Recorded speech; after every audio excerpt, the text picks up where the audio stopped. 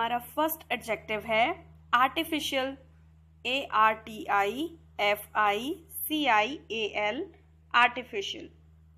ध्यान रखेंगे हम इसको आर्टिफिशियल नहीं बोलेंगे, हम इसे बोलेंगे आर्टिफिशियल।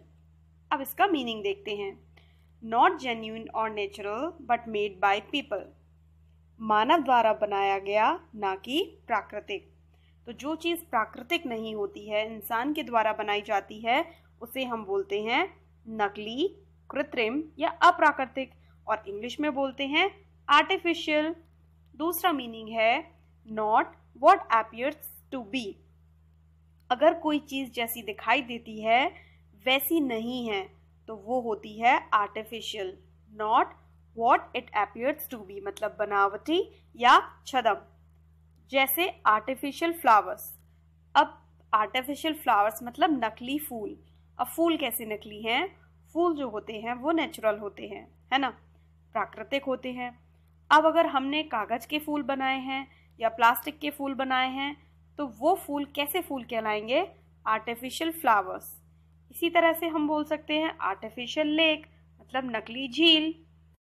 और भी बहुत सारे एग्जाम्पल हो सकते हैं, जैसे artificial grass, artificial leg, artificial smile. Second adjective है available, AVAILABLE, that is called available.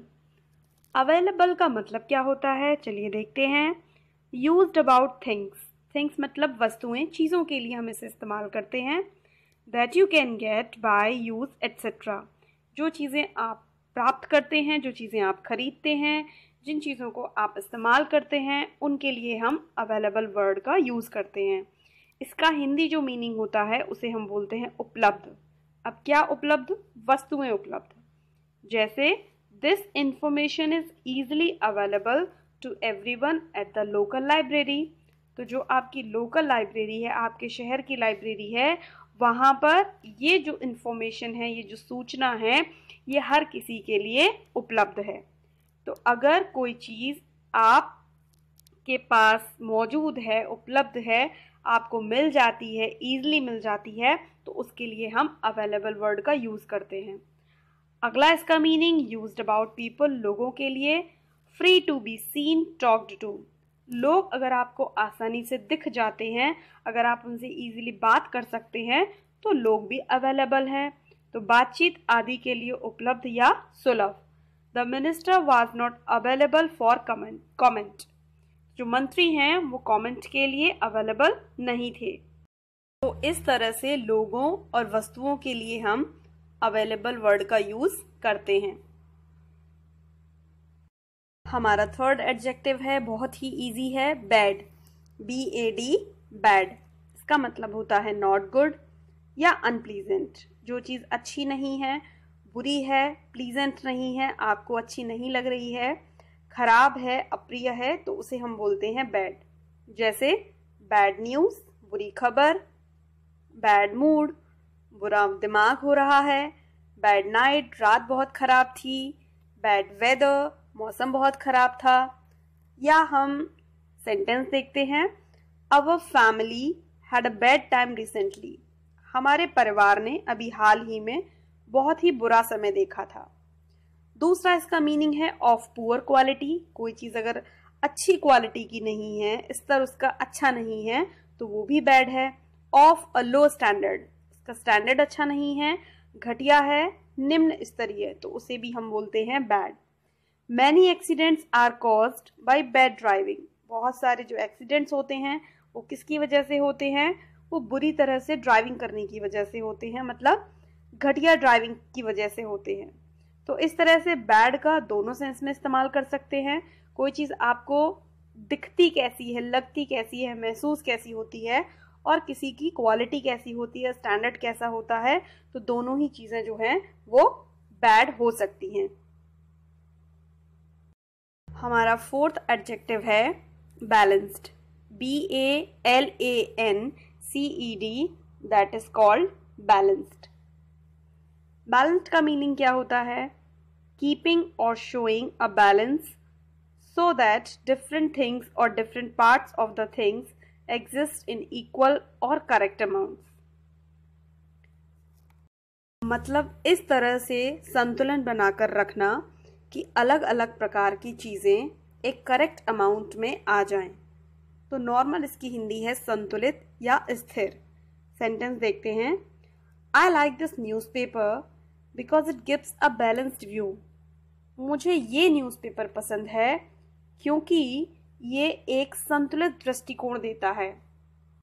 संतुलित दृष्टिकोण का मतलब किसी भी खबर के पक्ष और विपक्ष दोनों ही पहलुओं को बराबर तरीके से लोगों के सामने पेश करना। तो ये है बैलेंस्ड। बच्चों के केस में हम बैलेंस्ड डाइट को ज़्यादा यूज़ करते हैं। A balanced diet is essential for healthy growth. तो अगर आपको हेल्दी ग्रोथ चाहिए तो इसके लिए क्या ज़रूरी है कि आप जो कुछ भी खाएं वो बैलेंस्ड होना चाहिए, संतुलित होना चाहिए। और इस वर्ड का अपोजिट वर्ड है वो है अनबैलेंस्ड, असंतुलित। अगर चीज़ें आपकी इक्वल अमाउंट्स में नहीं हैं तो इसका मतलब वो अनबैलेंस्ड है। तो that is also a very common word. अगला एडजेक्टिव बहुत ही इंटरेस्टिंग है, बॉल्ड, BALD, बॉल्ड। आप लोग इसका मतलब पहले से जानते ही होंगे, गंजा, हैविंग लिटिल और no hair on your head. तो अपने सिर पर बहुत थोड़े से बाल होना या बिल्कुल भी बाल ना होने वाले को बोलते हैं बॉल्ड। सेंटेंस देखते हैं। I hope I don't go bald like my father did. शायद जैसे कि मेरे पापा हैं बॉल्ड हैं, मैं बॉल्ड नहीं होने जा रहा हूँ। तो ये इसका सेंटेंस है। At 20 he was already going bald. 20 साल की उम्र में वो पहले से ही गंजा हो रहा था। तो गंजे के केस में जिसके सर पर बाल नहीं होते हैं उसके केस में हम बॉल्ड वर्ड का यूज करते हैं। अब इसका दूसरा मतलब देखते हैं। Used about something that is said, simple without extra words. तो कोई बात जो आप कहते हैं बिना किसी एक्स्ट्रा वर्ड्स के, बिना किसी फैंसी वर्ड्स के, सीधी सीधी एकदम कह देते हैं तो उसे भी हम बोलते हैं बॉल्ड।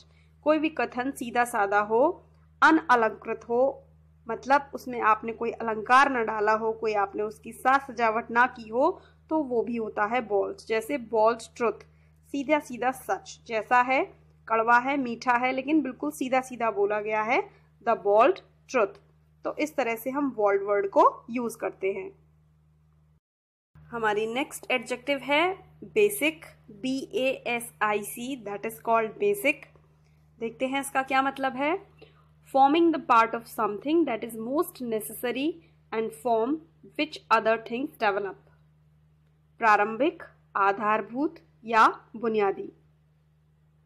तो जो भी चीज़ बहुत ज़्यादा नेसेसरी होती है या जिससे हम कह सकते हैं दूसरी चीज़ें डेवलप करती हैं, उसे हम बोलते हैं बेसिक। जैसे the basic question is can we afford it. तो जो मूलभूत प्रश्न है, बुनियादी सवाल है, वो ये है कि क्या हम इसे अफोर्ड कर सकते हैं। अफोर्ड का मतलब हमने वर्ब में सीखा था, खर्च कर सकना। अगर हम किसी चीज़ को खरीद सकते हैं तो उसे हम अफोर्ड बोलते हैं। तो हमारा जो बुनियादी सवाल है वो ये है, क्या हम इसे खरीद सकते हैं। दूसरा इसका मीनिंग है ऑफ द सिंपलेस्ट काइंड और level, including only what is necessary without anything extra. तो जो भी चीज़ बिल्कुल नेसेसरी है, बिल्कुल ज़रूरी है, केवल उसी को इंक्लूड करना, कोई भी एक्स्ट्रा चीज़ इंक्लूड ना करना, मूल चीज़ों को शामिल करना। तो इसे हम मूल भी बोल सकते हैं और मूलवर्ती भी बोल सकते हैं। This course teacher teachers basic computer skill. तो ये जो कोर्स है ये क्या सिखाता है, ये बहुत ही मूल, बहुत ही बेसिक कंप्यूटर स्किल, जो ज़रूरी स्किल हैं, केवल वही सिखाता है। तो ये था हमारा बेसिक। अगली एडजेक्टिव जो है वो ऑफ कोर्स बहुत ज़्यादा ब्यूटीफुल है। तो एडजेक्टिव है हमारी ब्यूटीफुल, BEAUTIFUL, ब्यूटीफुल। मतलब आप सभी जानते हैं इसका वेरी प्रिटी और attractive, giving pleasure to the senses. तो बहुत ही सुंदर, बहुत ही खूबसूरत, आकर्षक, रमणीय, प्रियकर। देखिए कितने फैंसी, कितने अच्छे शब्द जो हैं वो ब्यूटीफुल के लिए यूज हुए हैं। तो जो भी चीज़ आपके सेंसेस को, आपके जो सेंसेस होते हैं, 5 सेंसेस होते हैं, उनको प्लेजर देती है, उनको सुकून देती है, आराम देती है, आनंद देती है, उसे हम बोलते हैं ब्यूटीफुल। सेंटेंस है the view from the top of the hill was really beautiful. पहाड़ की जो चोटी थी, तो उस चोटी पर खड़े होकर जो हमें व्यू दिखाई दे रहा था, जो दृश्य दिखाई दे रहा था, वास्तव में बहुत ही ज़्यादा सुंदर था। तो इस तरह से हम ब्यूटीफुल वर्ड को यूज़ करते हैं। कुछ और एग्जाम्पल देखते हैं इसके। ब्यूटीफुल वुमन, सुंदर स्त्री। ब्यूटीफुल सीनरी, सुंदर सीनरी है। ब्यूटीफुल ड्रेस, बहुत सुंदर पोशाक है। ब्यूटीफुल म्यूजिक, बहुत सुंदर सा म्यूजिक है। ब्यूटीफुल वेदर, बहुत ही सुंदर मौसम है। ब्यूटीफुल सॉन्ग, बहुत ही सुंदर गाना है। ब्यूटीफुल थिंग, बहुत ही अच्छी बात कही है तुमने।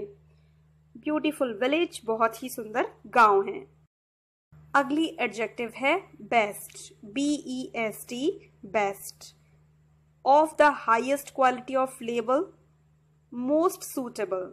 तो जो चीज़ बहुत अच्छी क्वालिटी की होती है, सबसे बेहतरीन होती है, बहुत अच्छा उसका लेवल होता है, जो आपको सबसे ज़्यादा सूट करे, वो होती है बेस्ट। सर्वोत्तम, श्रेष्ठ और अनुकूलतम।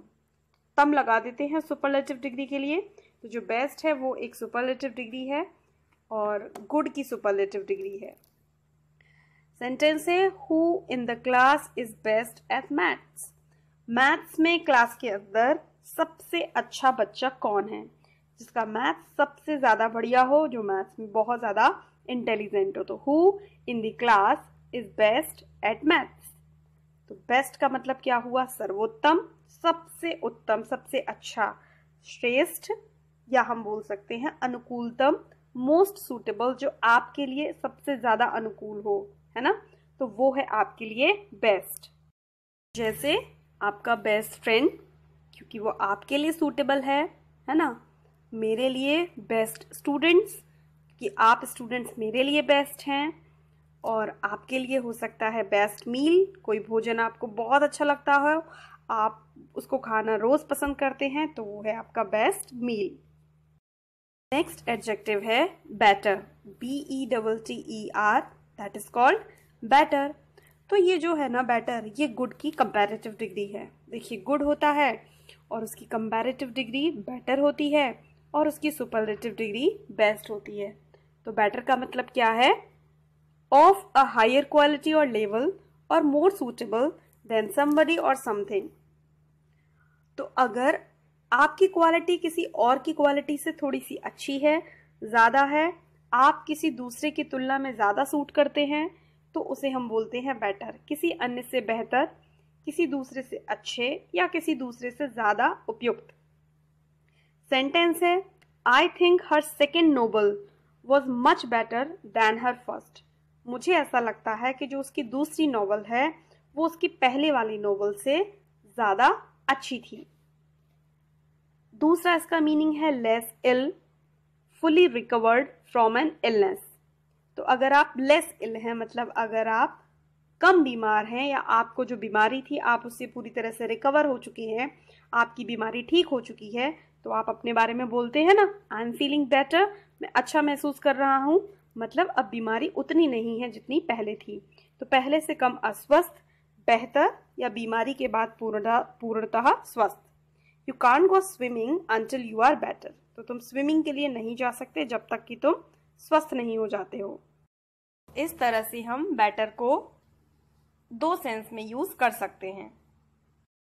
अब हमारा लास्ट एडजेक्टिव है आज का, वो है बिग। बहुत ही इजी है, BIG, बिग। बिग का मतलब आप लोग जानते ही हैं, लार्ज, नॉट स्मॉल, बहुत बड़ा, जो छोटा ना हो, बहुत विशाल, उसको हम बोलते हैं बिग। जैसे अ बिग हाउस, बहुत बड़ा घर, अ बिग टाउन, बहुत बड़ा शहर, अ बिग सैलरी, बहुत बड़ी सैलरी। दूसरा हम मीनिंग देखते हैं ग्रेट और इम्पॉर्टेंट। जो चीज़ बहुत ग्रेट हो, महान हो, महत्वपूर्ण हो, वो भी बिग है, महत्वपूर्ण, प्रभावशाली, गौरवपूर्ण। जैसे they had a big argument yesterday, कल उन्होंने बहुत बड़ा आर्ग्यूमेंट किया था, मतलब बहस की थी। तो कल उन्होंने बहुत बड़ी बहस की थी। तो कोई भी चीज़, नॉट इवन इन साइज, ना केवल साइज में बल्कि इम्पोर्टेंस में भी अगर वैल्यू रखती है, बड़ी है, ग्रेट है, तो उसके लिए भी हम बिग वर्ड को यूज़ कर सकते हैं, साइज के लिए भी और इम्पोर्टेंस के लिए भी। एज के लिए भी हम बिग को यूज़ कर सकते हैं, जैसे माई बिग सिस्टर, मेरी बड़ी बहन, माई बिग ब्रदर, मेरा बड़ा भाई। और भी एग्जाम्पल हैं, जैसे बिग ईटर, बहुत ज़्यादा खाने वाला, बिग स्पेंडर, बहुत ज़्यादा खर्च करने वाला, बिग स्लीपर, बहुत ज़्यादा सोने वाला।